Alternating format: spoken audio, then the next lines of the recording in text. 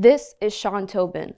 As an aspiring MMA fighter who attends the gym 6 days a week, he describes himself as a general fitness fanatic.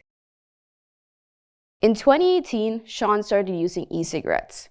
At the height of his addiction, he was going through a 5,000 puff disposable vape pen every single week.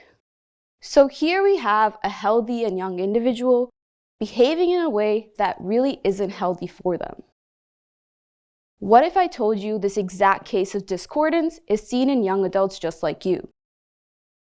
From 2014 to 2019, the number of hospitalizations due to vaping has had a 50% annual increase. So we have this growing understanding that vaping is not good for us. In spite of this, the number of individuals vaping on a daily basis has also increased by 50%. Tobin and these individuals alike have found themselves in a state of cognitive dissonance. Cognitive dissonance is the discomfort felt when your actions don't match your belief. For vape users, having the belief that vaping is unhealthy will contradict and oppose the act of vaping on a daily basis. Dissonance is uncomfortable and will lead to feelings of shame, guilt, and embarrassment. So how come it isn't motivating these users to change their behavior? Well, to answer this question, we have to consider dissonance-reducing strategies. You see, to reduce your dissonance, you can either change your action or you can change your belief. How could you change your action? Well, you need to act according to your belief. For vape users, if you believe that vaping is unhealthy, this means you would quit or reduce your usage. But we're not really seeing this in e-cigarette users. This must mean that they're changing their beliefs. How do we go about doing this? For one, you could reduce the importance of the belief.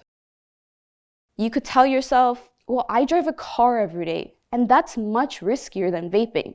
So vaping can't really be that bad. In doing this, the initial belief which opposed your actions is diminished, cognitive dissonance is reduced. One could also look to adopt a new belief. Instead of looking at vaping as unhealthy, we could choose to paint it in a different light. Vaping helps with my anxiety. Vaping calms me. Vaping must be good for me. In doing this, you now have a new belief which actually aligns with your actions. Cognitive dissonance is eliminated.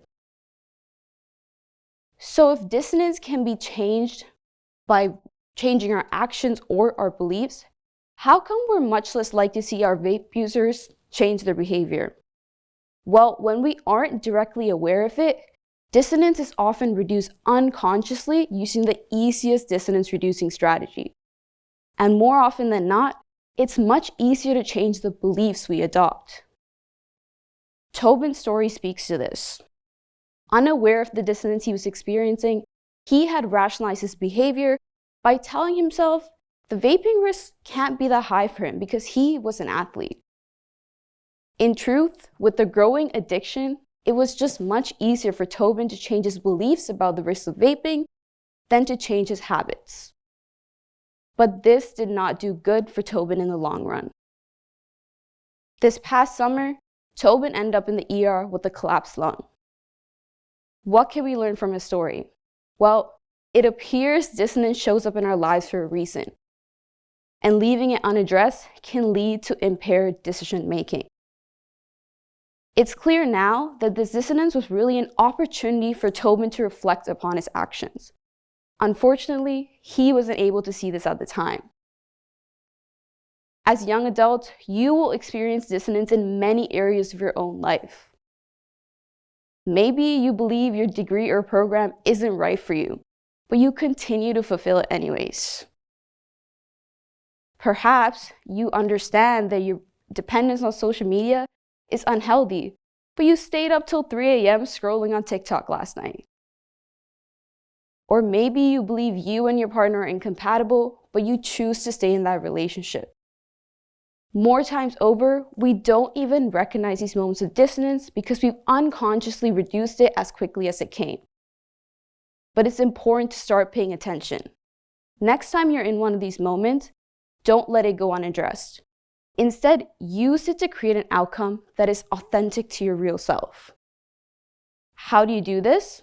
Well, separate fact from story.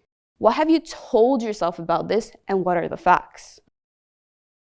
Get another perspective. Talking to someone else will help you to not get stuck in the confusion of your own thoughts. And then take some time to reflect. What values are the most important to you? Don't just make the quickest or easiest decision. Life can be complicated, and our actions are hard to make sense of sometimes. But use cognitive distance to your advantage and investigate what your reality looks like on the other side. Thank you.